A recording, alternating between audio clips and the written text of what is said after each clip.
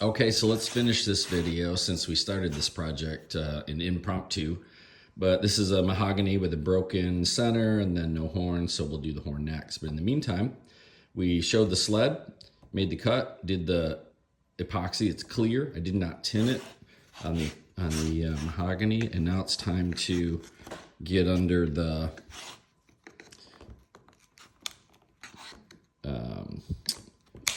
glue. I'm going to show you why I like the MDF now. We try and do that without damage or mar, but it'll pop. Oh, we broke the mahogany. Close call. That's going to be fine.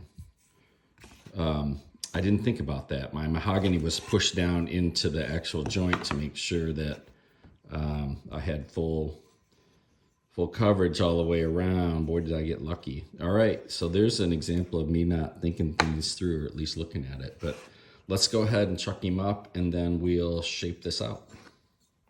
Okay, so we're mounted up, and I'm using Iwasaki rasp. This is a woodcraft product, and this is a coarse.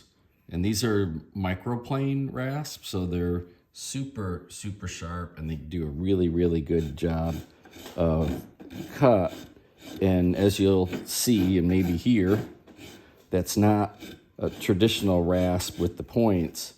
It works more like 1,000 little planes. And when I go with the grain, it's just awesome.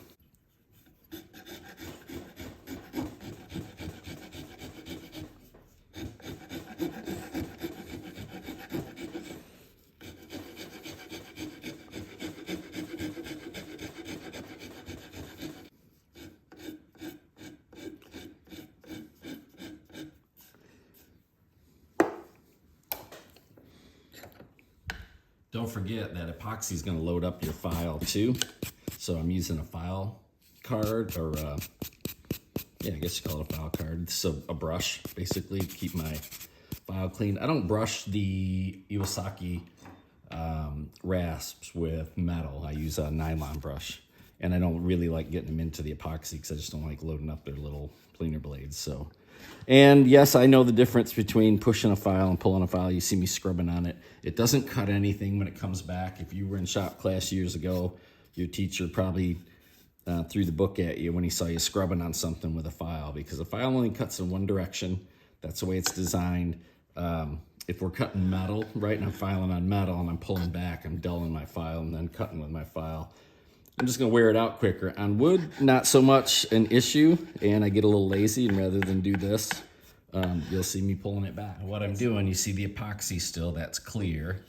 I'm using the round side of my file, and I put the edge right where the glue is, and then just kind of work my way on the joint without getting into the tote, right? If this was a rosewood tote, I'd be trying to make a repair that transitions without tearing up the original finish or without tearing up the existing patina.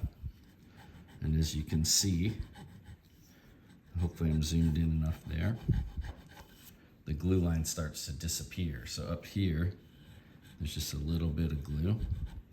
We're just kind of chasing it back. And again, it's not tinted for this one, just for this exercise. I didn't go to that trouble, but this could be black. Normally if we had tinted it. And I'm just seeing, now you see the difference right here at the tip of my file. That's the glue line, and up here it's still there. I know it's there, and you know it's there. But as we start to feather that in, it really just looks like another line in the wood. But that's the idea, and I'll just do that all the way around without getting too aggressive. I love rigid files because the rigid file is going to follow the contour, and the workpiece is going to yield. The workpiece is going to give in, so you're always going to take material away with your rigid file. If you're using your finger, you're doing something like this with sandpaper, and you're running it in, your finger's going to conform to the undulations in the wood, and you're going to just sand everything and not get a nice flat transition. This is the thing that your eye sees, or at least when I look at a tote, this natural curve, right? It should just flow. You shouldn't see any disruptions. You don't want to see any shadows, and especially in the light, once we put finish on that, you know, that transition is what gives it away. That's the pop. So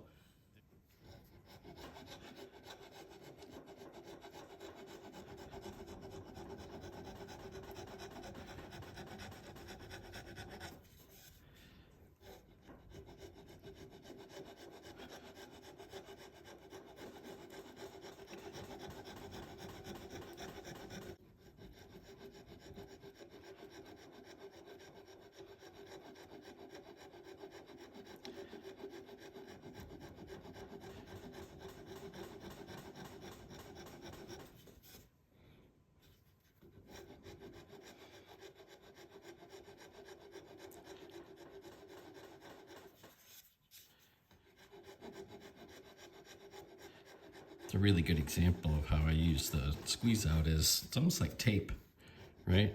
It's protecting the tote. And I'm filing on the new wood, which is gonna have to be finished anyway. And I'm taking away my glue line. Sneak up on it. This is a slow process. It's not for impatient people. Don't go at this thing with super aggressive files or sandpaper. And you see what I just did there? Made that squeeze out, snuck right up to our glue line, made it all go away. And that's what I like. Now, in the camera, of course, it's a little funny lighting, but hopefully you can see that okay. Then, to just kind of dial it in, then I go over the whole thing. But I don't want to take a lot of material off. That's always my goal.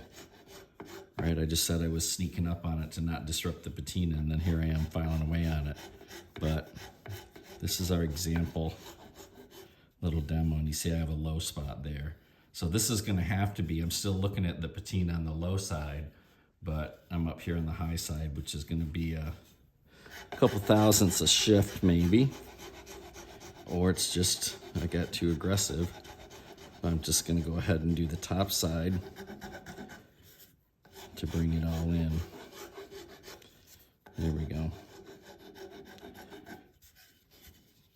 A little bit of glue on there. Okay, we're getting there.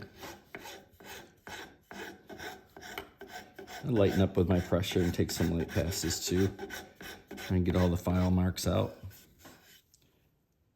And there we go. I changed the lighting just a little bit. Maybe that's a little better contrast, but this gives you an idea now where we stand. And a comment that I had made earlier in a video is that I use a lighter wood. In this case, it's mahogany on mahogany, so it is what it is, but I will go back with a trans tint and give this just a little bit of color to try and make it blend in. But I might even just spray it with lacquer first to see what happens, because the clear coats, you know, have an effect as well. So there's no harm in just putting a quick dusting of a satin lacquer on it and seeing what you look like. Again, this has now been colored, and you know, because you've been following along in this video, you know where our break is, and we actually took a chunk out of this, added a section back in, and then we have to color it.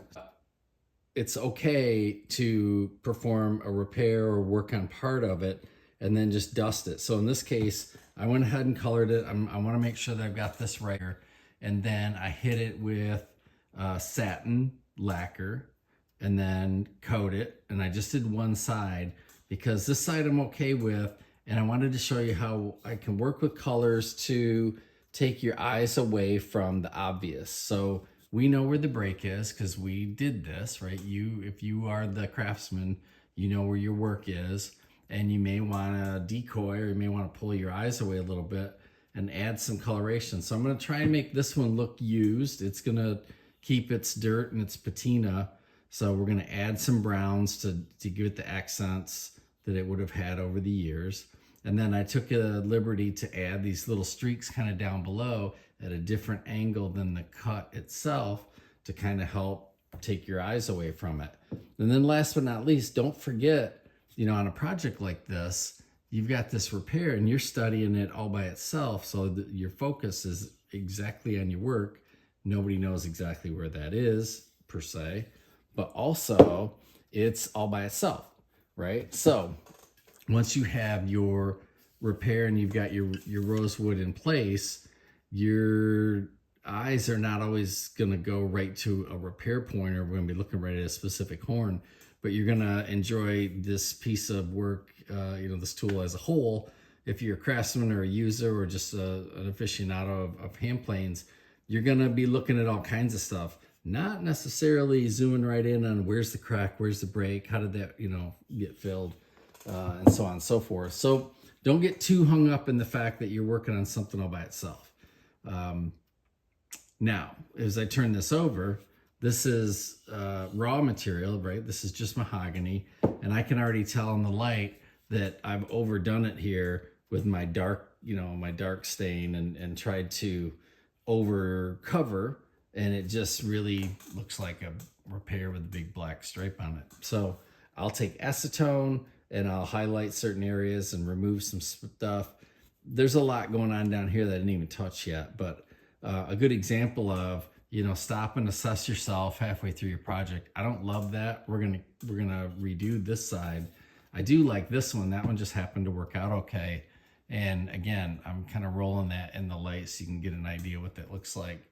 It's not bad, for a mahogany cross grain. There's some areas where in the right, reflection or chatoyance, I think it's called, you'll see the actual line that's pretty obvious. But again, we know it's there and we're looking for it. So what's the point in all that? Play with your shades a little bit if you're going to color your work. Now, we don't do that with a lot of the Brazilian stuff, but something like this, a mahogany canvas, I take some liberties, and I think you can help disguise your repair. So not too bad. Keep working on it. Thanks for following along, you guys. I appreciate you hanging out. Give it a like, give it a thumbs up, subscribe, do what you do, and I'll see you on the next one.